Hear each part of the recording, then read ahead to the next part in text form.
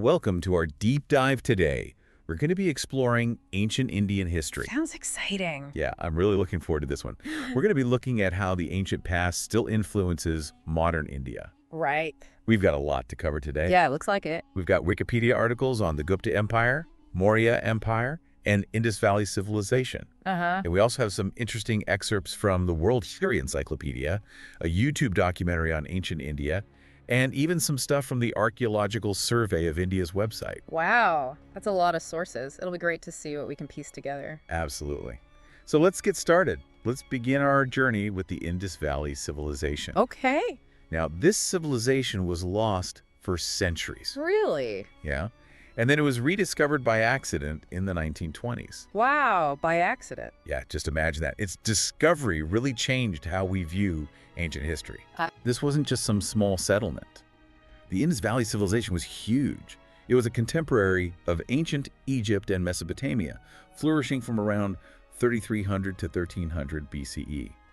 It really makes you think differently about history. Yeah, for sure. It challenges that, Eurocentric view that those were the only big civilizations back then. Exactly.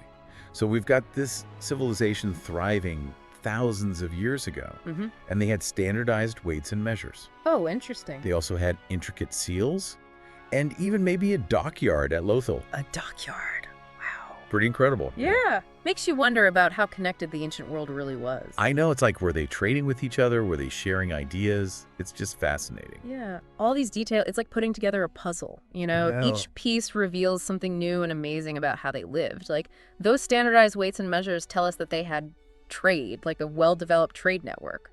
And the seals, I think those hint at some kind of administration, record keeping, maybe even writing. Oh yeah, for sure. And if Lothal was a real dockyard, that would mean they were doing maritime trade and connecting with who knows how many other places. That's amazing. And let's not forget about their cities. They were incredibly advanced. Planned cities, grid systems. They even had sophisticated drainage systems. Public baths even. Wow. Running water and sewage systems thousands of years ago. That's crazy. It really is. That kind of infrastructure tells us that they had a strong central authority to manage it all. That makes sense, yeah. So, okay, we have these advanced cities, trade networks, and maybe a writing system. Right. But there's a big mystery. What's that? The Indus script. Researchers still can't decipher it. Oh, wow. It's like having this whole library of knowledge just locked away. I know, right? We know it's there, but we can't read it. There was a study, though, back in 2009 that suggests the script might be for a spoken language. Oh, interesting. So maybe one day we'll be able to understand it. Yeah, that would be amazing. Imagine being able to understand what they wrote. It would be like getting a glimpse into their world. Oh, and before we move on from the Indus Valley civilization, there's one more thing. What's that? The Pashupati seal. It's this image of a figure, maybe with 3 heads, surrounded by animals. Some people think it might be one of the earliest depictions of the Hindu god Shiva. Huh. So maybe we're seeing the beginning of Hinduism right there. It's possible, yeah. Yeah. It makes you wonder what other secrets are still out there, just waiting to be found.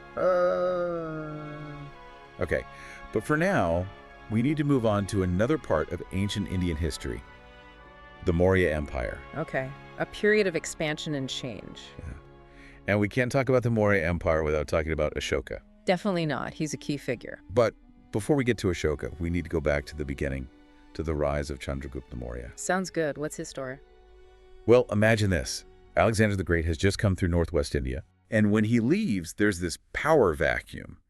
And this young, ambitious leader, Chandragupta Maurya, he sees this as his chance. Wow, that's a great opportunity. I know, right? He unifies these different kingdoms, defeats what's left of Alexander's army, and even challenges the Nanda Empire. The Nanda Empire? Yeah, they ruled most of northern India at the time. Wow, so he was going up against a big power. That's a classic underdog story. It is. And you know what else? He had war elephants. War elephants, like real elephants. Oh, yeah. Our sources say something like 500 war elephants. 500? Wow, that's incredible. I know, right? War elephants were like the ultimate weapon back then. I can imagine, like the tanks of ancient times. Exactly. Just imagine the force of 500 elephants charging into battle. Oh, I can't even imagine. That's got to be an incredible sight. So he establishes this vast empire.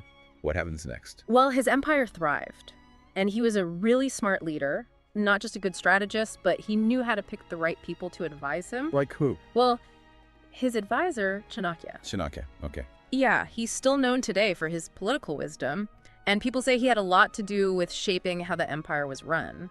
That's amazing. It sounds like he had a really good advisor. Oh yeah, he did.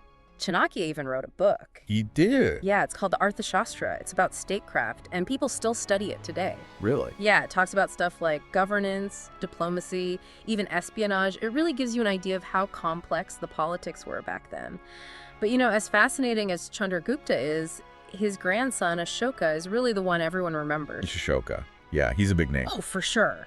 He really changed the Maurya Empire. I've read that Ashoka was a really amazing leader and that he completely transformed. You're right, he did. At first, he was all about expanding the empire through war. Oh, okay. Yeah, but then came the Kalinga War. What happened? It was brutal. Ashoka saw firsthand how much suffering war caused, and it really impacted him. So he changed his mind about war. He did. He embraced Buddhism and renounced violence. Wow, that's a big change. It is. From then on, he focused on peace, social welfare, and religious tolerance. He even had his new policies inscribed on pillars and boulders throughout the empire so everyone would know. Oh, those are the famous rock edicts, right?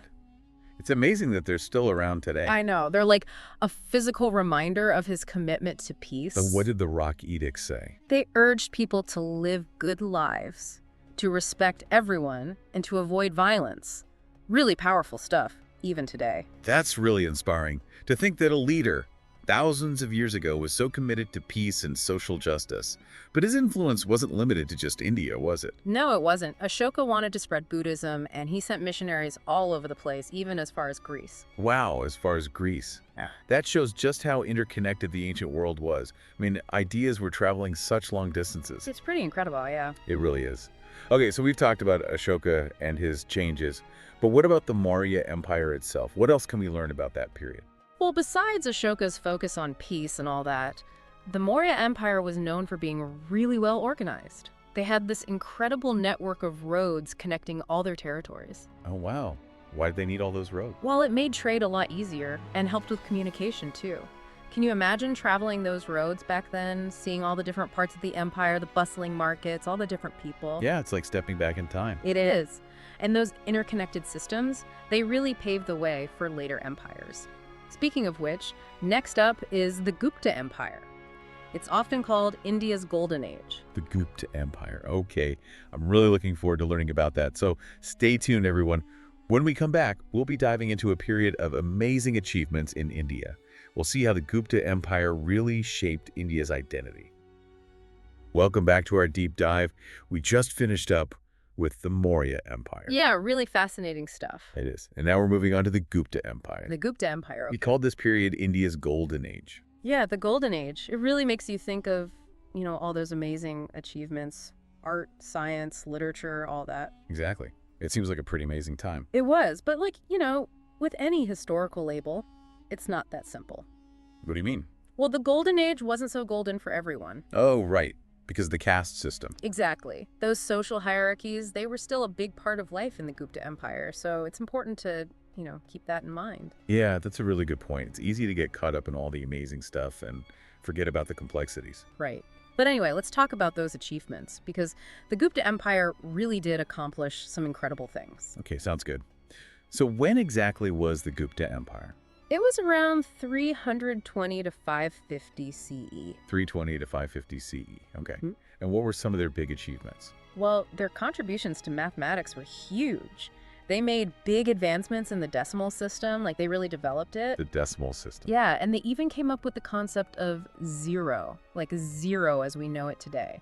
Wait, are you saying they invented zero? Yeah, pretty cool. That's huge. I mean, zero is everywhere. Math, science, technology, I mean, everything. Exactly. It might seem like a simple thing, but it revolutionized mathematics.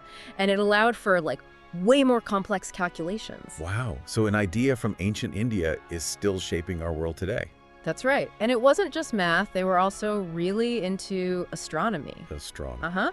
They were studying planetary motion, and they even calculated the Earth's circumference. And they were surprisingly accurate. No way.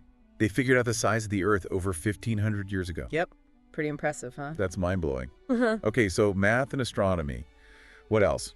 Medicine. That was another area where they made a lot of progress. Oh, interesting. The Gupta period was when Ayurveda really started to develop. Ayurveda, isn't that like traditional Indian medicine? It is, and it's still popular today all over the world. But it's got ancient roots going back to the Gupta Empire. Wow, so Ayurveda is that old.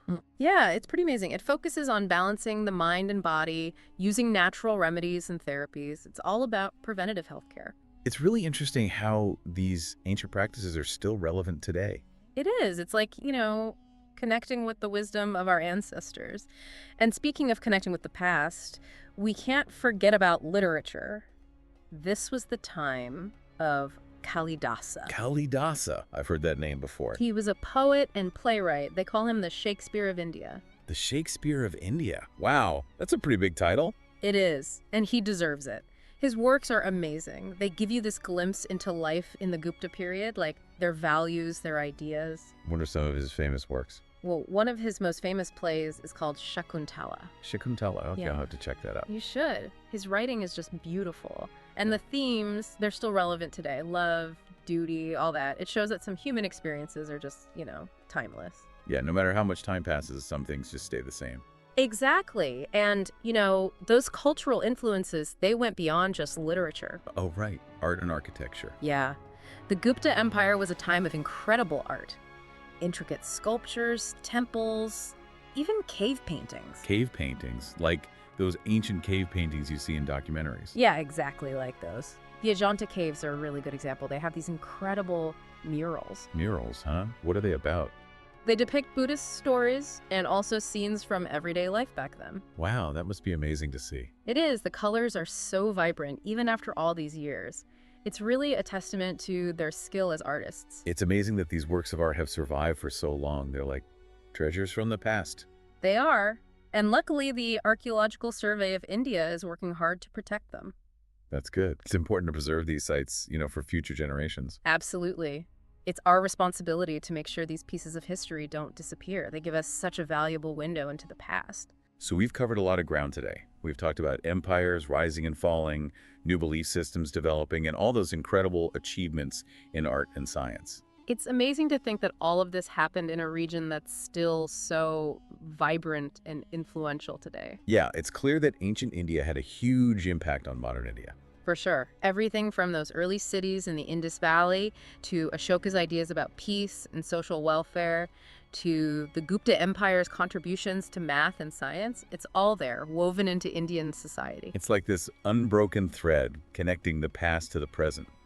It makes you wonder, though, how exactly do these ancient legacies show up in modern India? That's a great question, and that's what we'll be talking about when we come back for the final part of our deep dive. Okay, so we're back. And we've talked about so much already, from the Indus Valley civilization to the Maurya and Gupta empires.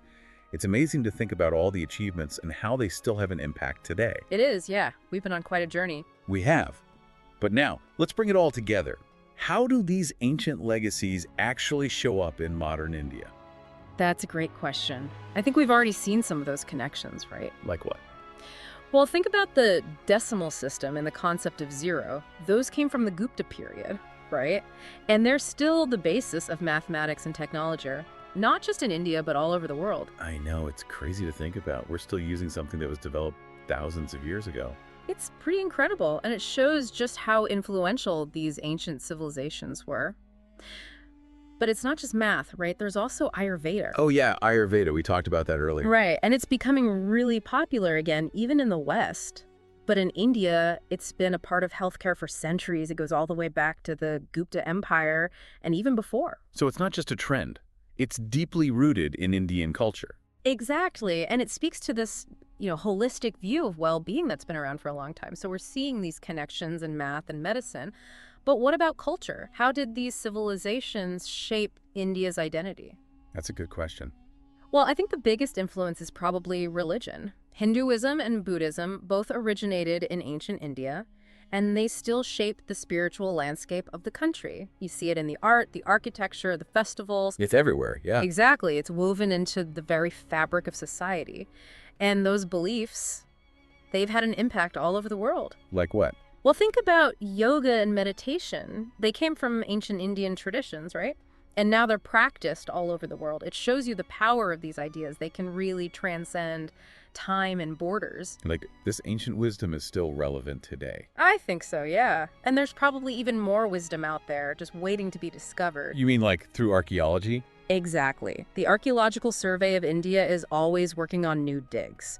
Every time they find something, we get a better understanding of the past. It's like putting together a giant puzzle. And we're still missing some pieces. Yeah, there's always more to learn. Who knows what secrets are still buried out there? It's exciting to think about. It is. It's like there's this whole world we haven't even seen yet. Well, this has been an amazing deep dive. We've learned so much about ancient India. We have. It's a fascinating history. And I think we've all gained a new appreciation for how it shaped the world we live in today. So thanks for joining us on this journey.